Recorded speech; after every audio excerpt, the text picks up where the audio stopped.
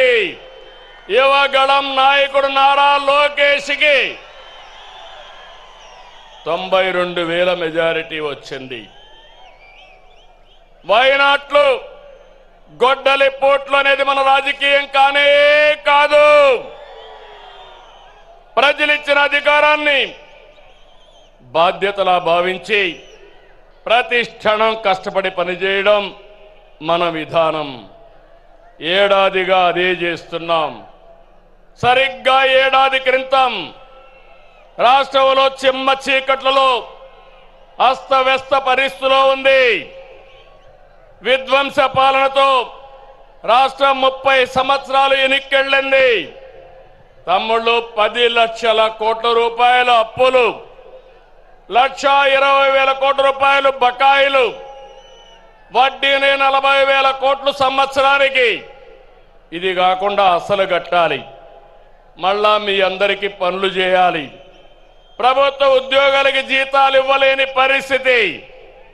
అయితే కష్టాలు చూసి బెదిరిపోలేదు, సవాళ్లను చూసి పారిపోలేదు.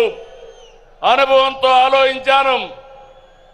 తమ్ముళ్ళు, క్లేమోర్ మైన్స్ కే భయపడని నేను సమస్యలకు భయపడతానా అని మీ అందరికీ విజ్ఞప్తి చేస్తున్నా. ఆ మనోధైర్యంతోనే ముందుకు పోయాం. ఇటుక ఇటుక పేర్చుతూ విధ్వంసమైన రాష్ట్రాన్ని పునర్నిర్మాణం వైపు ముందుకు పోతున్నాం. ఏడాదిలో ఎన్నో సంక్షేమ కార్యక్రమాలు, అభివృద్ధి కార్యక్రమాలు చేసి మన సత్తా చూపించే కార్యక్రమంలో ముందుకు పోతున్నాం.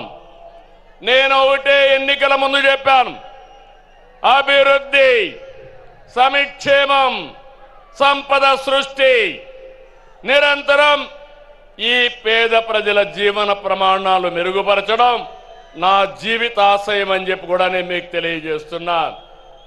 ఈరోజు మీరు చూడండి, సంపద సృష్టించడం తెలిసిన పార్టీ తెలుగుదేశం పార్టీ. సంక్షేమ కార్యక్రమాలకు నాంది పలికిన నాయకుడు, ఆరాధ్యుడు నందమూరి తారక రామారావు గారు అని చెప్పి నేను మీకు తెలియజేస్తున్నా. అదే నేను ఆలోచిస్తున్నా. నా కష్టం నా కోసరం కాదు, నన్ను నమ్ముకున్న ఈ జన సముద్రం కోసమని మరొకసారి విజ్ఞప్తి చేస్తున్నా. మామూలుగా అయితే ఇంతమంది రారు. మీలో నేను చూస్తున్నా, ఇది అవుతానే పిలిచి సన్మానం చేస్తాం.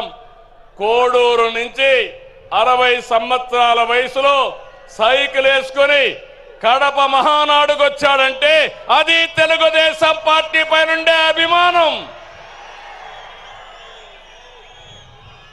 వారిని చూడండి తమ్ముళ్ళు, ఇలాంటి కార్యకర్తలు ఉన్నారంటే ఈ పార్టీకి పూర్వ జన్మ సుకృతం.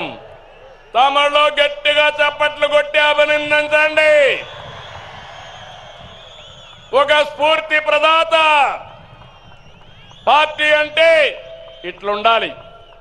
మనం అందరం ఈ మారిగా ఉంటే ఇంకా వైఎస్ఆర్ కాంగ్రెస్ పార్టీకి అడ్రస్సే ఉండదు.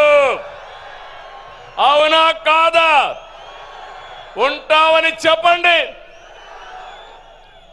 అలాంటి కార్యక్రమాలతో ఈరోజు ముందుకు పోతున్నాం. నెల నెల పింఛన్లు ఇస్తున్నా మనం ఏ స్థాయిలో సంక్షేమం అందిస్తున్నాయో చెబుతుంది. దేశంలో ఏ రాష్ట్రమైనా 64 లక్షల మందికి పింఛన్లు ఇస్తున్నారా అని అడుగుతున్నా. సవాలు విసిరుతున్నా. ఏడాదికి 33,000 కోట్లు ఒక్క పింఛన్కే సంక్షేమ కార్యక్రమాలు ఇస్తున్నాం. ఇది ఒక్క మన ప్రభుత్వానికే సాధ్యమైంది. మాటిచ్చిన విధంగా వృద్ధులకి, దివ్యాంగులతో సహా ప్రతి ఒక్కరికి కూడా 4,000, 6,000, 10,000 రూపాయలు, 15,000 రూపాయలు పింఛను ఇస్తున్నాం. 3 నెలల మొత్తం కలిపి ఒకేసారి ఇచ్చాం. మాట ఎన్నికల్లో ఇచ్చా, మాట నిలబెట్టుకున్నానని మరొక్కసారి మీ అందరికీ విజ్ఞప్తి చేస్తున్నా. 16,347 పోస్టులతో